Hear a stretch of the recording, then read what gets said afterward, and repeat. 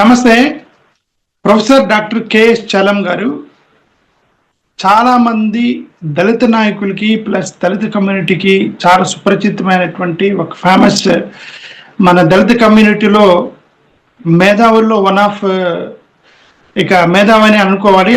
ఆ చలం గారు గతంలో యూనియన్ పబ్లిక్ సర్వీస్ కమిషన్ 2005 నుంచి 2011 వరకు ఇన్ఛార్జ్ చైర్లో ఉన్నారు. మనందరికీ తెలిసిన విషయం.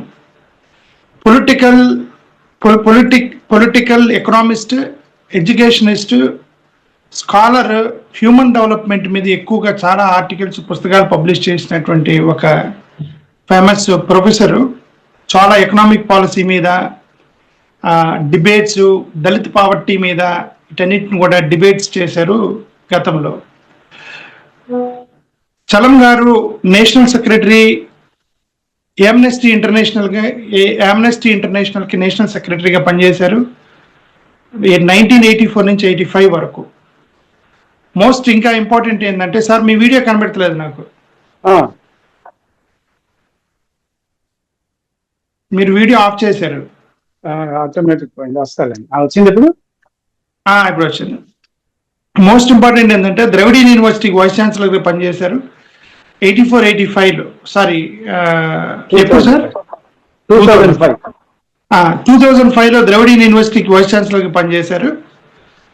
అకాడమిక్ స్టాఫ్ కాలేజ్ అని మనం చాలాసార్లు చూసి ఉంటాము. ఈ అకాడమిక్ స్టాఫ్ కాలేజీ ఇట్లాంటి ఐడియాని ఇన్వెంట్ చేయటంలో is one of the pioneering directors as well as the idea developer కూడా అకాడమిక్ స్టాఫ్ కాలేజీకి సంబంధించి చలం గారు. UGC young social scientist award వచ్చింది 84లో. 1985లో మ్యాన్ ఆఫ్ ది ఇయర్ కూడా అవార్డు వచ్చింది. సో యూజీసీ ఇంకా ఆంధ్ర యూనివర్సిటీలో ఎకనామిక్స్ డిపార్ట్మెంట్లో లెక్చరర్గా పనిచేశారు చాలా కాలం. సో ఫైనల్లీ ఇది చాలా ఇంపార్టెంట్ ఏంటంటే, అకాడమిక్ ఎడ్యుకేషన్లో యాక్టివిస్టు, కల్చరల్ యాక్టివిస్టు, ప్లస్ మన దళిత హ్యూమన్ రైట్స్కి సంబంధించినటువంటి యాక్టివిస్టు. చాలా ఇంపార్టెంట్. మన దళిత కమ్యూనిటీకి సంబంధించి మన దళితుల కోసం వాయిస్ రైజ్ చేస్తున్నటువంటి, తన జ్ఞానాన్ని పంచుతున్నటువంటి one of most proud Dalit activist Chalam గారు. సార్ నమస్తే. నమస్కారం. Thank you very much, sir. Being such a high profile person, you accepted to come in my channel. నేను స్ట్రైట్ వే మీకు ప్రశ్న వేస్తున్నాను. సోషల్ మీడియాలో ఒక రిపోర్ట్ తిరుగుతుంది, సోషల్ జస్టిస్కి సంబంధించి ఒక రిపోర్ట్ తిరుగుతుంది సార్. ఏంటి ఆ రిపోర్ట్ ఏంటి? దాని గురించి మాకు కొద్దిగా ఎక్స్ప్లెయిన్ చేయండి. కనిపిస్తుందా? కొంచెం హాఫ్ కనిపిస్తుంది సార్. కొంచెం ఇట్లా అనండి. రైట్, ఇప్పుడు కనిపిస్తున్నా. India economic and social justice report 2025. ఇది దీని మీద ఇప్పుడు అది ప్రీ పబ్లికేషన్ రిపోర్ట్, ఇంకా ఫుల్ గా అది రాలేదు, చండీగఢ్ లో ప్రింట్ అవుతుంది. అంటే భారతదేశంలో అనేక రకాల రిపోర్ట్లు ఉన్నాయి. ఎకనామిక్స్ సంబంధించి హ్యూమన్ డెవలప్మెంట్ రిపోర్ట్, సోషల్ సంబంధించి సోషల్ జస్టిస్ అని, అట్రాసిటీస్ మీద రిపోర్ట్, ఉన్నాయి కమిషన్ రిపోర్ట్, చాలా రిపోర్ట్లు ఉన్నాయి. అయితే నేను ఇందులో చేసిన చిన్న ప్రయోగం ఏంటి అంటే, దళితులనే కాదు భారతదేశంలో ఉన్నటువంటి, ఎందుకంటే ఒక ముఖ్య విషయం మనం ఇక్కడ తెలుసుకోవాల్సింది, మనకు కొంతమంది చదువుకున్న వాళ్ళకి తెలుసు, కానీ వాయిస్ బాగానే ఉంది కదా సార్? 1 minute sir, 1 minute. కొద్దిగా వెనక్కి వెళ్తారా? సరిపోయిందా? ఇంకొంచెం వెళ్ళండి వెనక్కి, లైట్ గా కొంచెం వెనక్కి వెళ్ళండి. రైట్, ఎందుకంటే మీ ఫోన్ హాఫ్ వస్తుంది అందుకని. ఇప్పుడు clear, correct. Voice voice is okay, మాట్లాడండి. ఇప్పుడు మనం తెలుసుకోవాల్సింది ఏంటంటే, ఆంధ్రప్రదేశ్ లో ఉన్నటువంటి 63 అంటరాని కులాలు ఉన్నాయి కదా, అలాగే 110 వరకు వెనుకబడిన కులాలు ఉన్నాయి. మద్రాసులో కూడా ఉన్నాయి, అలాగే ఉత్తరప్రదేశ్ ఉన్నాయి, దేశవ్యాప్తంగా ఉన్నాయి. ఇక్కడ జరిగిన విషయం ఏమిటి అంటే, ఇది ఈ రిపోర్టు లో ముఖ్యమైన విషయం ఏంటంటే, ఇది 180 పేజీలు ఉంటుంది A4 సైజులో. చాలా వరకు ఒక 40 పేజీల వరకు ప్రతి రాష్ట్రంలో ఉన్నటువంటి ఉపకులాలు లిస్ట్ ఇచ్చాం. ఇందులో తెలుసుకోవాల్సింది ఏంటి అంటే, ఆంధ్రప్రదేశ్ లో ఉన్నటువంటి వెనుకబడిన కులాలు ఉత్తరప్రదేశ్కి వెళితే అవి అంటరాని కులాలుగా ఉన్నాయి, బీహార్ లో అంటరాని కులాలుగా ఉన్నాయి. ప్రముఖంగా మనకు తెలిసినవి ఏంటంటే చాకలి, మంగలి, మత్స్యకారులు, చేతి వృత్తుల్లో నేతగాళ్ళు, వీళ్ళందరూ కూడా ఆంధ్రప్రదేశ్ లో కానీ దక్షిణాదిలో కానీ వెనుకబడిన కులాలుగా ఉంటారు. ఉత్తరాదిలో అంటరాని కులాలు, అంటే షెడ్యూల్డ్ క్యాస్ట్ కింద.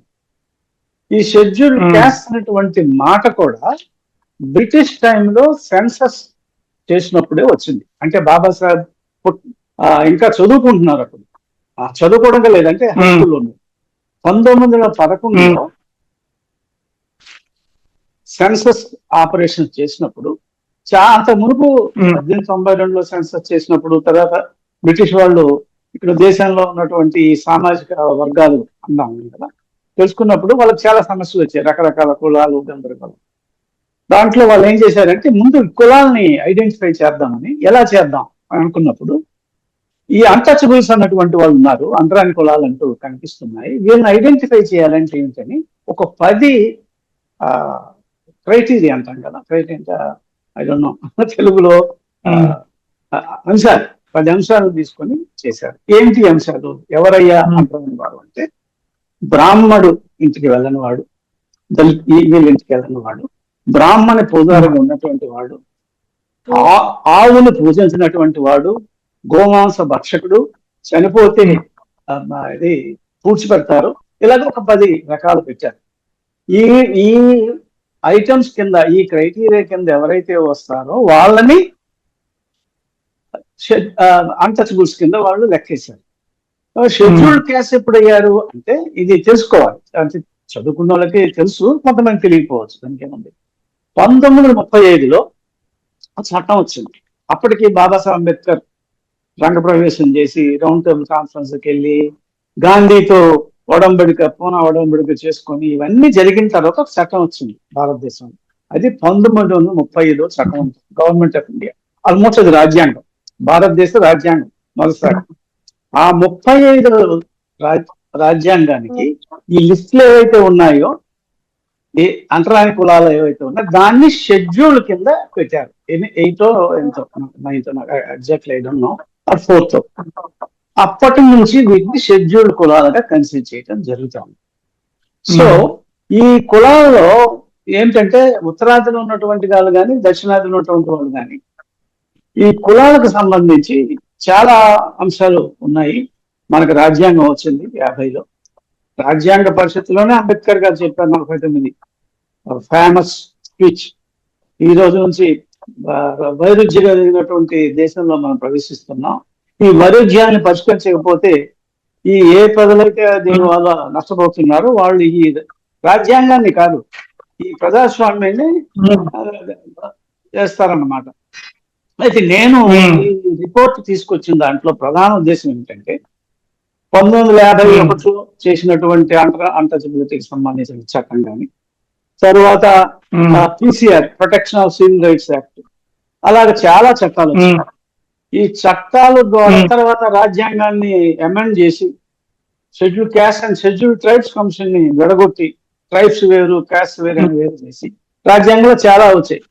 వచ్చినప్పటికీ వీళ్ళ ప్రధాన ఉద్దేశం ఏమిటంటే, ఈ కమిషన్ దళితుల తాలూకా, అంటే దళిత అన్న మాట తర్వాత వచ్చింది, అంటే ఇది సంస్కృతం మాటే అయినప్పటికీ దళితులు అంటే బ్రోకెన్ మ్యాన్, రకరకాల విడగొట్టబడినటువంటి వాళ్ళు, దోపిడీకి గురైనటువంటి అందరూ ఉన్నాం.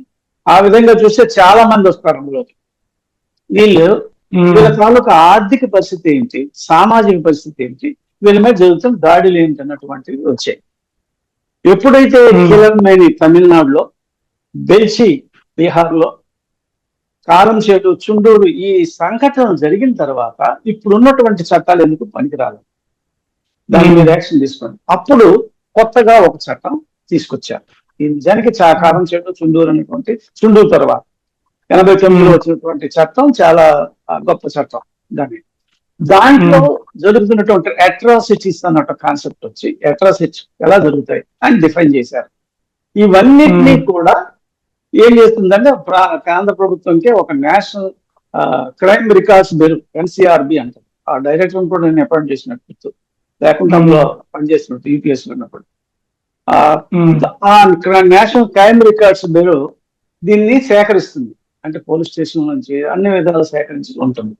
వీటన్ని నా ఉద్దేశం ఏమిటి అంటే, అలాగే మీ అందరికి తెలిసిందే బాబాసాహెబ్ మంత్రిగా ఉన్నప్పుడే, ఇది లా మినిస్టర్గా ఉన్నప్పుడు ఇంకో ముఖ్య విషయం చెప్పాలి.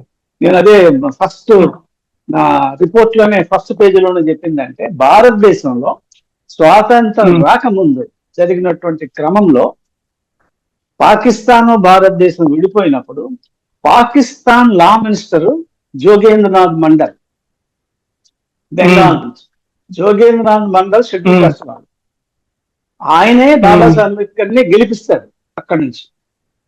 అప్పుడు జిన్నా గారి నాయకత్వంలో జోగేంద్రనాథ్ మండల్ అన్నట్టు వాడు లా మినిస్టర్ గాను, అంటే అక్కడ రాజ్యాంగానికి అధ్యక్షత వహించాడు ఎవరు, జోగేంద్రనాథ్ మండల్. భారతదేశానికి వచ్చేసి రాజేంద్ర ప్రసాద్ అధ్యక్షుడిగా బాబాసాహెబ్ అంబేద్కర్ ని రాజ్యాంగ రాయటానికి కాన్స్టిట్యూట్ అసెంబ్లీకి అంటే నేను ఇక్కడ చెప్పేది ఏంటంటే, భారతదేశం మొత్తం 2 దేశాల్లో ఉన్నటువంటి లా మంత్రులు ఇద్దరు కూడా దళితులే. ఇది గొప్ప రికార్డ్. ఇది దళితులందరూ నిజంగా భారతదేశంలో ఉన్నటువంటి మూలవాసులు అని అంటున్నాం ఎవరున్నారో వీళ్ళు గర్వించదగ్గది.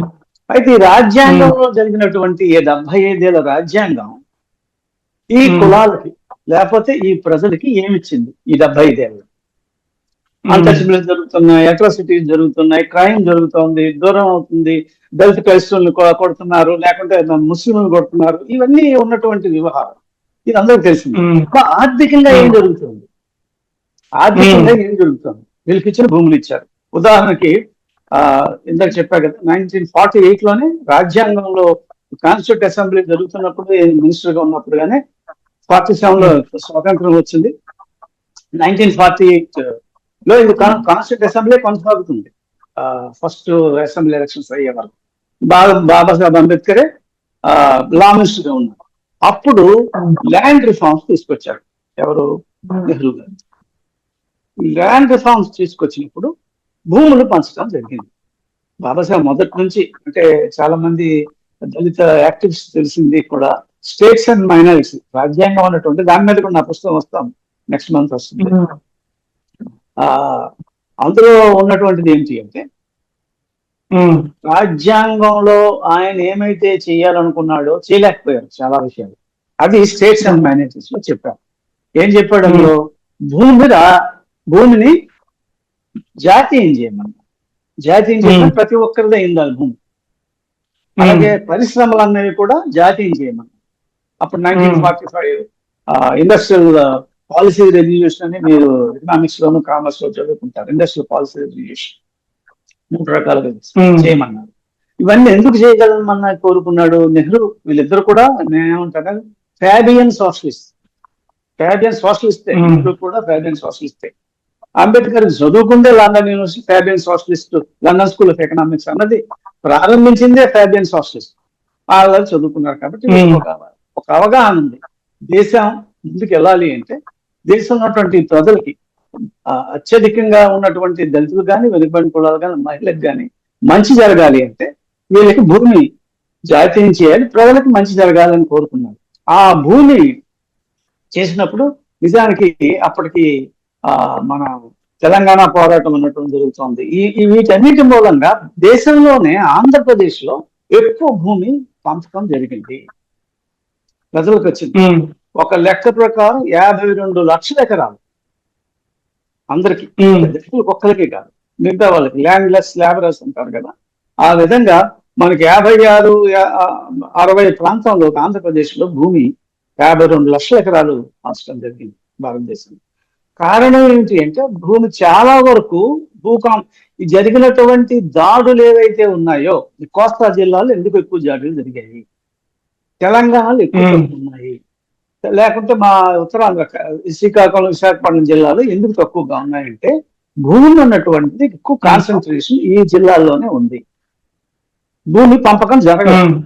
భూమి ఎక్కడైతే కారం చోటు కానీ లేకపోతే చుండూరు కానీ ఎక్కడ జరిగింది, ఆఖరి ఖైర్లాంజీ జరిగింది కదా, మహారాష్ట్రలో జరిగినటువంటి చాలా దారుణమైనటువంటి, లేక బాబాసాహెబ్ అంబేద్కర్ గారి రాష్ట్రమైనటువంటి మహర్ల మీద జరిగిన దాడి భయంకరమైనటువంటి, తల్లి బిడ్డలను ఇద్దరిని చంపేస్తారు. చాలా దుర్మార్గం మాట్లాడడానికి కూడా ఆ ఇన్ఫర్మేషన్ కూడా ఈ రిపోర్ట్లు ఇచ్చాను.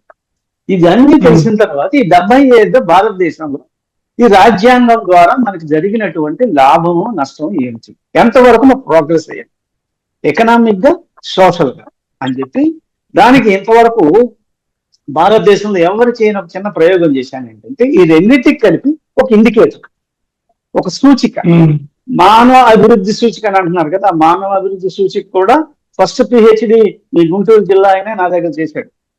ఆ మానవ అభివృద్ధి రిపోర్ట్ రాకముందే డాక్టర్ ఫ్రాన్సిస్ అని బాపట్ల అబ్బాయి నా దగ్గర పిహెచ్డి కూడా చేశాడు. తర్వాతే హ్యూమన్ డెవలప్మెంట్ 1980లో వచ్చింది.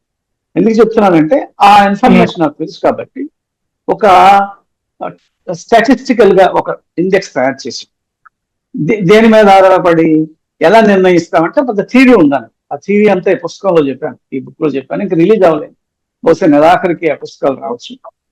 దాంట్లో ఏం చెప్పానంటే దేని బట్టి ఆధారపడుతుంది మనకి ఆదాయం అన్నది, అంటే ఇది కొంచెం టెక్నికల్, ఎకనామిక్ ఇన్కమ్ వస్తుంది. ఇప్పుడు పేద వర్గాలకి వాళ్ళు ఎర్న్ చేసే ఎర్నింగ్సే కాకుండా ప్రభుత్వం కూడా కొన్ని ఇస్తారు, బియ్యం ఇవ్వడం కానీ లేకుంటే సబ్సిడీస్ ఇవ్వడం కానీ ఉంటారు కదా, ఇవన్నీ కూడా రిఫ్లెక్ట్ అవ్వాలి. తను సంపాదించిన డబ్బే కాకుండా మిగతా రకంగా కూడా తెచ్చినటువంటి ఆదాయం సంపాదించాలంటే ఎక్స్పెండిచర్ తీసుకుంటే బాగుంటుంది. పర్ క్యాపిటల్ ఎక్స్పెండిచర్ నెలకి ఒక్కొక్క కుటుంబం, ఈ దళిత కుటుంబాలు కానీ వెనుకబడిన కుటుంబాలు కానీ మిగతా కుటుంబాల నుంచి కానీ తీసుకున్నటువంటి పర్ క్యాపిటల్ ఎక్స్పెన్స్ అన్నది కేంద్ర ప్రభుత్వం ఎన్ఎస్ఎస్ లో ఉంటుంది, నేషనల్ శాంపుల్ సర్వీస్ ఆర్గనైజేషన్, వాళ్ళు ఇస్తారు. ఆ ఎస్టిమేట్స్ తీసుకోండి పర్ క్యాపిటల్ ఎక్స్పెండిచర్ ఎలా ఉంది, ఒక ఇండికేటర్. అలాగే విద్య, అది ప్రధానమైనటువంటి హ్యూమన్ డెవలప్మెంట్ లో 3 అంశాలు తీసుకుంటారు. ఏంటంటే లాంగివిటీ, ఒక మనిషి ఎంతకాలం బ్రతకగలడు. రెండవది ఏంటంటే విద్య, ఎంత లిటరసీ ఉంది, ఎన్ని సంవత్సరాల విద్య వాళ్ళకి వస్తుంది. మూడవది ఏంటి అంటే వాళ్ళ తాలూకా పర్ క్యాపిటల్. ఈ 3 తీసి హ్యూమన్ డెవలప్మెంట్ తయారు చేశారు. నేను చేసింది ఏంటి అంటే పర్ క్యాపిటల్ ఎక్స్పెండిచరు, రెండవది విద్యకు సంబంధించి లిటరసీ మిగతా అంశాలు కూడా తీసుకున్నాము. మూడవది ఏంటంటే ప్రధానమైనటువంటిది అట్రాసిటీస్, హ్యూమన్ డెవలప్మెంట్ అన్నటువంటిది అట్రాసిటీ, దళితుల మీద జరుగుతున్నటువంటి దాడులు, షెడ్యూల్ కులాలు షెడ్యూల్ ట్రైబ్స్ కూడా, ఈ రెండింటి మీద జరిగినటువంటి దాడులు. ఇవి కాకుండా నేను human rights, national human rights commission national rapporteur ఉంటాము, రేపర్టర్ గా సౌత్ ఇండియాలో పనిచేసిన తర్వాత రిజైన్ చేశాను అనుకోండి. తిరుపతిలో జరిగిన ఇన్సిడెంట్ మూలంగా తిరుపతిలో 22 మంది గుడ్ చర్చస్ చంపేశారు, మీకు గుర్తుందో లేదో. వాళ్ళందరూ చనిపోయిన వాళ్ళంతా కూడా అంటే పోలీసులు వాళ్ళ ఏదో ఎక్స్ప్లెనేషన్ ఇచ్చుకుంటారని చంపేస్తే వాళ్ళందరూ కూడా తమిళనాడు వచ్చినట్టు దళితులే. దాని మీద చిన్న నాకు డిఫరెన్స్ ఒపీనియన్ రిజైన్ చేశారు, వేరే సందర్భం అనుకోండి. అంటే ఈ అట్రాసిటీస్ అంటే హ్యూమన్ రైట్స్ వైలేషన్స్ ఒక దళితులుగానే కాకుండా మిగతా ప్రజలకు కూడా జరిగినటువంటి human right violations. Human rights అంటే ఏంటన్నది డిఫైన్ చేసింది. ఇవన్నీ తీసుకొని ఒక ఇండికేటర్ కింద తయారు చేసి, ఒక స్టాటిస్టికల్ ఇండికేటర్ తయారు చేసి మొత్తం దేశంలో ఉన్నటువంటి అన్ని రాష్ట్రాలని చూసుకుంటూ వస్తే విచిత్రంగా ఏం జరిగిందంటే కొన్ని రాష్ట్రాలు, ఫర్ ఎగ్జాంపుల్ కేరళ తీసుకోండి, కేరళలో ఈ పర్ క్యాపిటల్ ఎక్స్పెండిచర్ బ్రహ్మాండంగా ఉంటుంది, కానీ అక్కడ అట్రాసిటీస్ హ్యూమన్ రైట్ వైలేషన్స్ తీసుకుంటే డౌన్. అలాగే తమిళనాడు కూడా అంతే, ఆంధ్రప్రదేశ్ అంటే మరీ ఘోరం. ఇలాగా అన్ని రాష్ట్రాలని చూసినప్పుడు ముఖ్యంగా భారతదేశంలో 2011, 2023 మధ్యన జరిగినటువంటి ఈ ఇండికేటర్ డిఫరెన్స్ చూసినప్పుడు చాలా ఆశ్చర్యకరంగా డేటా వచ్చింది. 2011లో 2023కి డబుల్గా పెరిగింది, అంటే డౌన్ అయింది. అంటే అట్రాసిటీస్, హ్యూమన్ రైట్స్ వైలేషన్స్ బాగా పెరిగి అంటే ఇది ఈ ప్రభుత్వానికి సంబంధం లేదు, నేను ప్రభుత్వం కూడా ఉండట్లేదు, నేను తీసుకుంది ఇయర్ 2011 2023 వచ్చిన డేటా ప్రకారం తీసుకుంది. డబుల్ అయింది వీళ్ళ అట్రాసిటీస్, వీళ్ళ దాడులు కానీ, వీళ్ళ ఇండెక్స్ కానీ, హ్యూమన్ జస్టిస్ ఇండెక్స్ అది తగ్గిపోయింది అని చూపించడం కాకుండా విచిత్రంగా ఏంటంటే అస్సాం, బెంగాల్, పంజాబ్ ఈ రాష్ట్రాలు దేశంలో అద్భుతంగా ఉన్నాయి. అక్కడ అట్రాసిటీస్ తక్కువగా ఉన్నాయి, హ్యూమన్ రైట్స్ వైలేషన్స్ తక్కువగా ఉన్నాయి, ముఖ్యంగా వాళ్ళ ఎకనామిక్ ఈక్వాలిటీ కూడా చాలా బాగుంది. దీనికి ఏంటి కారణాలు ఏమన్న విషయాలు కూడా చర్చాను దాంట్లో. అంటే జస్టిస్ అంటే ఏంటి, ఎలా వస్తుంది అంటే దీనిలో థిరిటికల్ గా, అంటే ఇప్పుడు మనం సామాన్యుడికి అర్థం అవుతుంది కానీ ఏంటంటే ఇంటలెక్చువల్ లెవెల్లో జరిగినటువంటి థీరీస్ ఉన్నాయి, పొలిటికల్ సైన్స్ వాళ్ళకి లేకపోతే మిగతా వాళ్ళకి చేసినటువంటి థీరీస్ ఉన్నాయి. జస్టిస్ అంటే ఏంటి, అమర్త్య సేన్ చెప్పాడు, అది జస్టిస్ థియరీ ఆఫ్ జస్టిస్ అని. జాన్ రాల్స్, సార్ పర్లేదు లైట్ గా చెప్పండి, లైట్ గా. జాన్ రాల్స్ అన్నతను ఒక థియరీ ఆఫ్ జస్టిస్ అని చెప్పాడు. అసలు ఈ థియరీ ఆఫ్ జస్టిస్ రావడానికి కూడా ఒక నేపథ్యం ఉంది. ఏమిటి నేపథ్యం అంటే, ఎంత అంటే సిగ్గుచేటు అనొచ్చు తెలియదు కానీ భారతదేశంలో ఉన్న ఇంటలెక్చువల్ కమ్యూనిటీ 1970లో అమెరికాలో నల్లవాళ్ళు, అక్కడ ఉన్నటువంటి నల్లవాళ్ళు పోరాటం చేశారు. Martin Luther king junior human rights దానికోసం ఫైట్ చేయటం మూలంగా వాళ్ళు కొన్ని హక్కులు వచ్చాయి. హక్కులు రావడం మూలంగా ఏం జరిగిందంటే యూనివర్సిటీలో దాంట్లో వాళ్ళకి అఫర్మేటివ్ యాక్షన్ రిజర్వేషన్ ఒకటి కాదు, అది వేరే కాన్సెప్ట్, నేను వేరే పుస్తకం రాశాను, చదవచ్చు. కానీ వాళ్ళు ఏం చేశారంటే అక్కడ రిజర్వేషన్ లాంటివి అఫర్మేటివ్ యాక్షన్ పెట్టిన తర్వాత ఈ అఫర్మేటివ్ యాక్షన్ ఎంత ఎఫెక్టివ్ గా జరుగుతుందని కమిటీ వేసింది. అక్కడ అమెరికా వేసినప్పుడు వాళ్ళు జెంక్స్ అని ఒక ఆయన ఒక రిపోర్ట్ ఇచ్చాడు. ఆ రిపోర్ట్ లో ఏం జరిగింది తెలుసారంటే, ఇది మంచిగానే ఉంది కానీ ఇంకా ఇంకా డెవలప్ చేయడానికి ఇది కొనసాగించాలి అని చెప్పాడు. అప్పుడు డిబేట్ జరిగింది. అలాగే అక్కడ తెల్లవాళ్ళు ఉన్నారు కదా, ఈ తెల్లవాళ్ళు అంటే మన వాళ్ళు కూడా అక్కడికి వెళ్ళారు, భారతీయులు కూడా. తెలుసా మీకు, ఇక్కడ ఉన్నటువంటి ఇండియన్స్ అక్కడికి వెళ్తే మైనారిటీ కింద రిజర్వేషన్ పొందుతారు, వాళ్ళకి ప్రొటెక్షన్స్ ఉన్నాయి. ఒక బ్రాహ్మడైనా అమెరికా వెళ్తే, ఇప్పుడు మారిపోయారు అనుకోండి, ఈ ట్రంప్ ఈ ప్రభుత్వం వచ్చిన తర్వాత అక్కడ కూడా హిందుత్వ గొడవలు జరుగుతున్నాయి. బయటకు వెళ్ళొద్దు ఇప్పుడు మనం. అక్కడ జరిగిన తర్వాత అంశం ఏంటంటే, జంక్షన్ అతను ఈ డిబేట్ స్టార్ట్ చేశాడు. ఏం స్టార్ట్ చేశాడంటే, ఎందుకు ఈ రిజర్వేషన్ అన్నటువంటి అవసరము, చదువు ఉన్నవాళ్ళు, చదువు ఉన్న తల్లిదండ్రులు, చదువుకున్న పిల్లలు ఉంటే వాళ్ళ తాలూకా ఇన్కమ్ ఏ విధంగా పెరుగుతోంది, అంటే హౌ ఎడ్యుకేషన్ ఇన్ఫ్లుయెన్సెస్ ఎర్నింగ్స్ అని ఆయన డిబేట్ మొదలు పెట్టారు. దానికి సపోర్టింగ్ గా, దాన్ని వ్యతిరేకించినటువంటి ఒక వర్గము, దాని సపోర్టింగ్ గా జాన్ రాల్స్ అని అయినప్పుడు ఏ థియరీ ఆఫ్ జస్టిస్ అని ఆయన ప్రవేశపెట్టాడు. దాని మీద చాలా డిబేట్ చేయండి, లాయర్స్ కి లేకపోతే పొలిటికల్ సైన్స్, ఎకనామిక్స్ చదువుకున్న వాళ్ళకి తెలుసు. దాన్ని కూడా నేను చెప్పాను. అది కాకుండా Amartya Sen the idea of justice. అయితే నేనేమన్నాంట, నీతి న్యాయం అన్నటువంటి నుంచి వచ్చినప్పుడు భారతదేశానికి వచ్చే వరకు నీతి న్యాయం అన్నటువంటిది కులనీతి ఉంది, న్యాయం అన్నటువంటి కుల ధర్మాన్ని సనాతన ధర్మాల మీద ఆధారపడి ఉంటుంది. కాబట్టి ఈ దేశంలో నీతి న్యాయం అన్నటువంటివి వేరేగా ఉంటాయని ఒక డిబేట్ కూడా నేను అందులో ఈ పుస్తకంలో చెప్పాను. అయితే ఈ డిబేట్ అయిన తర్వాత ఇది ముఖ్యమైనటువంటి అంశం ఏంటంటే, అది మనందరికీ చాలా డిబేట్ చేయాల్సిన అవసరం ఏంటంటే, ప్రపంచంలో భారతదేశం, చైనా ఈ రెండు దేశాలే 17వ శతాబ్దం వరకు మొత్తం ప్రపంచ సంపదలో 3/4 సంపద సృష్టించింది. ఇది క్యాల్కులేట్ చేశారు మ్యాడిసన్ అని ఆయన OECD అన్న రిపోర్ట్ ఒకటి తయారు చేశారు. కారణం కూడా ఉంది. కారణం ఏంటంటే, ఇప్పుడు కొంతమంది మా మిత్రుడు ఏం చెప్తారంటే చూసారా, భారతదేశం చాలా సంపద సృష్టి. భారతదేశం ఉన్నటువంటిది చైనా ఉంటుంది, జనాభా ఎక్కువ కరెక్ట్ కాదు, టోటల్ అవుట్పుట్. ఇక్కడ జనాభా అప్పుడు ఎక్కువే. పూర్వం 1వ శతాబ్దంలో ఎంతమంది ఉన్నారు, 1 కోటి మంది కూడా లేదు జనాభా. భారతదేశం 2 కోట్లు జనాభా. సో చైనాలో కూడా అంతే, దీని మూలంగా సృష్టించారు. అలాగే ఆ రిపోర్ట్ లోనే వరల్డ్ ఎకానమీ అని మ్యాడిసన్ అన్నతనే ప్రపంచంలో వివిధ దేశాల్లో సంపద ఎలాగ సృష్టింపబడింది అని చెబుతూ ఆయన ఇంకొక రిపోర్ట్ పాకిస్తాన్ ఇండియాకి సంబంధించి ఈ దేశాల్లో ఉన్నట్టు అంచెజులు అని, అంచెజులు అంటే అప్పుడుకి అంటే దళితులు, మిగతా కులాలు కూడా.